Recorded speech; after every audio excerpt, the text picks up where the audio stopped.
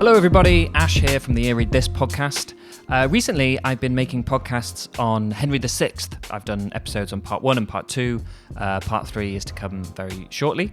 And today I just wanted to make a quick sort of supplementary video about the character of Talbot, who is a major character in part 1. And in particular, I wanted to focus on a production that I'm a big fan of. It's the Jane Howell directed production of Henry VI that comes in the BBC television Shakespeare series from the 1970s and 80s. Talbot is played by Trevor Peacock, and he gives just a fantastic performance. I think Talbot is a character who could potentially be a bit dull. He's a sort of chivalric hero, frightfully earnest, has great sort of romping lines. Your hearts I'll stamp out with my horse's heels and make a quagmire of your mingled brains. Potentially could be a bit two-dimensional, a bit too much of the earnest knight. But that's not the case here at all. Trevor Peacock's Talbot is courageous, stirring, incredibly sort of full-hearted. You see him really go through the ringer. And there's also all kinds of sort of like funny little things he incorporates into his performances. It's the kind of performance you just like, you like just sort of looking at the details of. But there's one thing I want to focus on particularly today with Talbot, and perhaps it's more to do with casting than acting, or is as much to do with casting. Just to give you a little context, if you haven't listened to the episode, and you're not familiar with these plays, Talbot is first off a historical character. He was a very famous English knight. He was known as the English Achilles for his feats on the battlefield. So he's a hero. When we first see him, he is being ransomed back to the English, where he meets the Earl of Salisbury. The Earl of Salisbury is promptly fatally wounded by a cannon blast. Oh Lord, have mercy on us. And Talbot, despite the fact that he has the reputation of a sort of legendary English knight, is sort of on the back foot throughout the play. He is completely baffled by the appearance of Joan of Arc. Nothing in his particular code of chivalry accounts for French maids leading armies into battle. And he has this marvellous speech where he sort of reels away from Joan and says...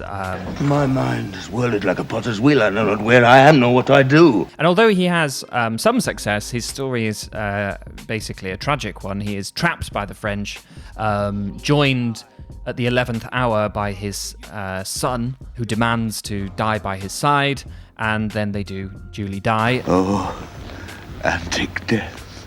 Now, what's interesting about this performance, and something that I found just quite peculiar about the text, is that on one hand we have it hammered home that Talbot's reputation is towering, right? He keeps the French children awake at night. The name of Talbot keeps French children awake at night. There's all kinds of marvelous hyperbolic stuff about, his jailers worrying that he would just be able to break his way through iron walls, such as the legend of the man, etc., etc. And the same is true of the way he inspires the English, instead of instilling them with terror. Our colours in this dangerous fight. So on one hand, we have this fairly familiar sort of chivalric hyperbole, right? And then on the other hand, we have these two standout moments where people are confused by Talbot's appearance. And the first one, and the most sort of emphatic one, comes when he meets the Countess of Auvergne. According as your ladyship desired, by message craved, so is Lord Talbot come. First off, have a look at Trevor Peacock. What? I mean... Is this the man? Madam, it is. This is played straight, I would say, but not entirely upright. He is still quite a short man. And it's interesting to note as well that Jane Howell and her casting director have made a very deliberate choice to make Talbot shorter than lots of people he appears with in scenes. So his underling, his captain, for example, towers over him. And then you have the Countess of Auvergne, who's already a tall actor, and then is made even taller by this fabulous thing she's got on her head. Is this the Talbot so much feared abroad that with his name the mothers still their babes? Still their babes? I love her performance, and I love Trevor Peacock's awkward look from servant to countess. Now, for talking's sake, let's say the actor playing Talbot isn't Trevor Peacock. He's some 6 foot stacked hero type, right? This scene becomes the countess mocking him, but in a way where she's trying to disregard his physicality. She's trying to unnerve him by saying something that kind of isn't true.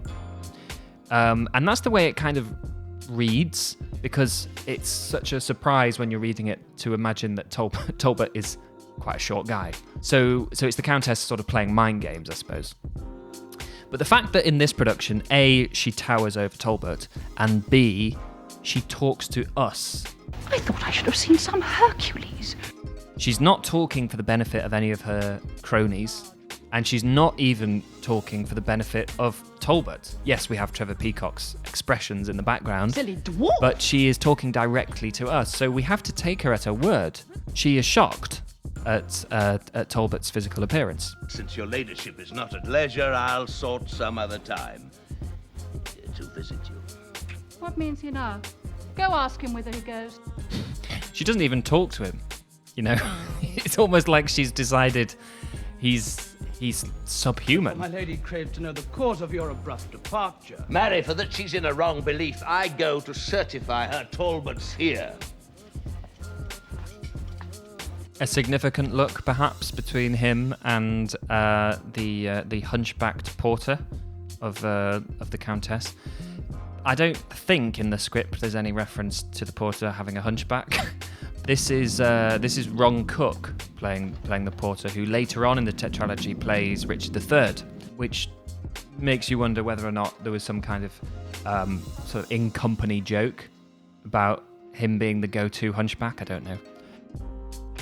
So yeah, when Talbot laughs at her, the first thing he does is grab the hunchback, almost as if to emphasise that they have a certain common kinship. I laugh to see your ladyship so fond to think that you have aught but Talbot's shadow whereon to practice your severity. Why art not thou the man? Again, she asks him again whether or not he is the man. No, I am but shadow of myself. You are deceived. My substance is not here. But what you see is but the smallest part and least proportion of humanity, I tell you, madam. With a whole frame here, it is of such a spacious, lofty pitch, your roof were not sufficient to contain it. It's difficult not to imagine the smallest part and least proportion of humanity being a wink-wink on the Elizabethan stage, but that might just be a form of PTSD or maybe DPSD, dick pun stress disorder. So the substance of Talbot, according to him, turns out to be his men, right? The loyalty that he instills in his men. They are his true strength, which I think in a wonderful way supports Trevor Peacock's performance, because he's managing to play the earnest chivalric hero who really has earned the respect of soldiers, and yet he is a man who has a physical vulnerability. You know, he's a bit short. There are some scenes as well where he does. I'm not sure if it's his armor or not, but there are some scenes where he does almost seem to move like you often see actors playing Richard III. You know, that's sort of shuffling gait, almost like there's something not quite right with his spine.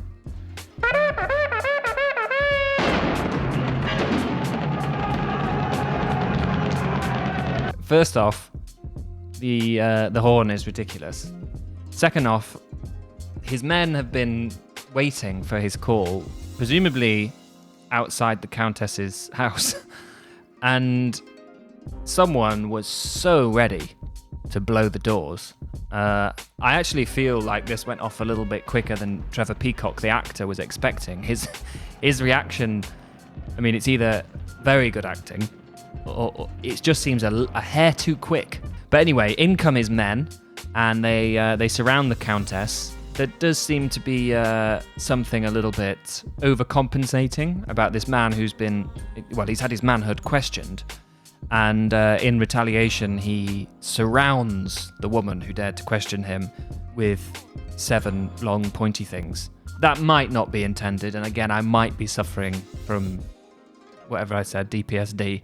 I do think the way that she sort of trying to placate him, strokes that sword, makes it seem like there might be something phallic going on there. I don't really like to think that, though, because I think what's radical about this interpretation of Talbot is that he is the real deal. He is a chivalric hero to his men. His problem is that the whole tradition of that soldierly brotherhood that he is a champion of can't account for the realities of this modern world. And when I say modern world, I mean the world that is pushing out of the medieval age of knights of chivalric orders and into a world that is a much more political, a kind of world that can produce Joan of Arc and later Margaret of Anjou. Pardon my abuse.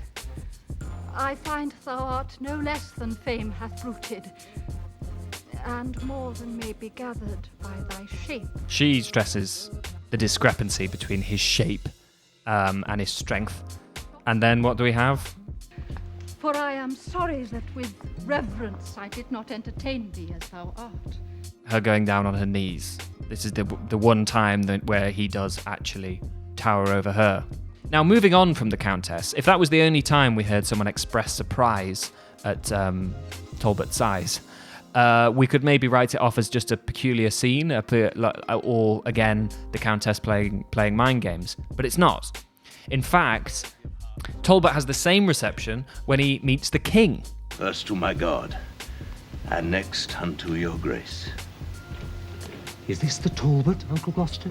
Why would Henry have to ask that?